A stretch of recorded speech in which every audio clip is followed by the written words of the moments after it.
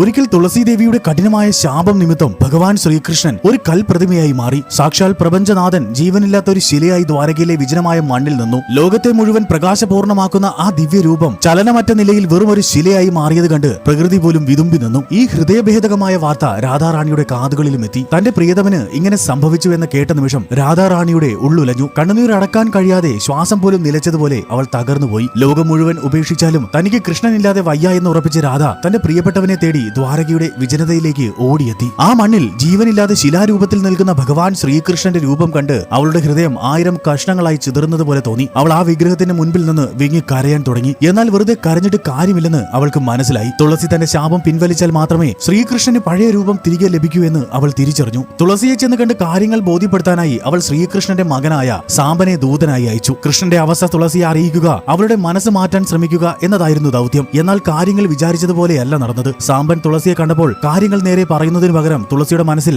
സംശയങ്ങൾ നിറച്ചു. രാധ നിന്നെ വഞ്ചിക്കാൻ നോക്കുകയാണെന്നും ശ്രീകൃഷ്ണന്റെ മനസ്സിൽ ഇപ്പോഴും രാധയാണെന്നും മറ്റും കള്ളം പറഞ്ഞു. ഒടുവിൽ തിരിച്ചു വന്ന സാമ്പൻ രാധയോട് പറഞ്ഞു, തുളസി വരില്ല, അവൾക്ക് ഇപ്പോഴും ദേഷ്യമാണ്. സാമ്പന്റെ വാക്കുകൾ കേട്ടിട്ടും രാധാറാണി പ്രത്യാശ കൈവിട്ടില്ല. തന്റെ സ്നേഹത്തിന് ഭഗവാൻ ശ്രീകൃഷ്ണനെ തിരികെ കൊണ്ടുവരാൻ കഴിയുമെന്ന് അവൾ വിശ്വസിച്ചു. അവൾ ആ കൽപ്രതിമയെ മേലെ തലോടി. എന്നിട്ട് ഒരു ശില്പിയെ പോലെ തന്റെ നഖങ്ങൾ കൊണ്ട് ആ കല്ലിൽ ചെറിയ മുറിവുകൾ ഉണ്ടാക്കി കൃഷ്ണനെ തിരികെ വിളിക്കാൻ തുടങ്ങി. അവളുടെ ഓരോ സ്പർശനത്തിലും ശ്രീകൃഷ്ണനോടുള്ള അഗാധമായ പ്രണയമുണ്ടായിരുന്നു.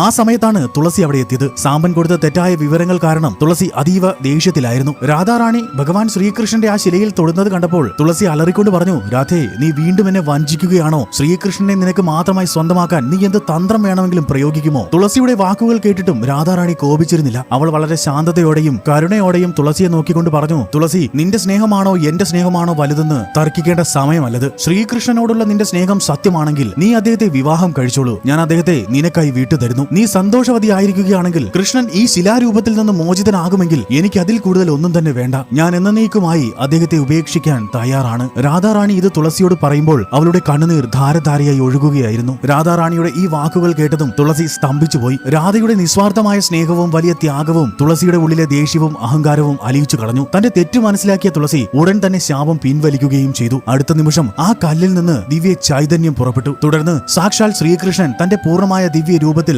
രാധാറാണിക്കും തുളസിക്കും മുന്നിൽ പ്രത്യക്ഷനായി. രാധയുടെ ത്യാഗപൂർണമായ സ്നേഹം ലോകത്തിന് മുന്നിൽ ഒരിക്കൽ കൂടി തെളിയിക്കപ്പെട്ടു. യഥാർത്ഥ സ്നേഹം എന്നത് മറ്റൊരാളെ സ്വന്തമാക്കലല്ല, മറിച്ച് അവരുടെ നന്മയ്ക്കായി സ്വന്തം സന്തോഷം പോലും ത്യാഗം ചെയ്യാനുള്ള മനസ്സാണെന്ന് ഈ കഥ നമ്മെ പഠിപ്പിക്കുന്നു. രാധാറാണിയുടെ നിസ്വാർത്ഥമായ സ്നേഹത്തിന് മുന്നിൽ തുളസിയുടെ അഹങ്കാരവും ശാപവും അലിഞ്ഞില്ലാതായി. പ്രതിസന്ധികളിൽ തളരാതെ ക്ഷമയോടും വിട്ടുവീഴ്ചയോടും കൂടി പെരുമാറിയാൽ ഏത് കഠിനമായ ഹൃദയത്തെയും മാറ്റിയെടുക്കാമെന്നും സ്നേഹത്തിന് ഒരു ശിലയെ പോലും ജീവനുള്ളതാക്കി മാറ്റാൻ കഴിയുമെന്നും ഈ കഥയിലൂടെ നമുക്ക് മനസ്സിലാക്കാം. രാധേ കൃഷ്ണ രാധേ.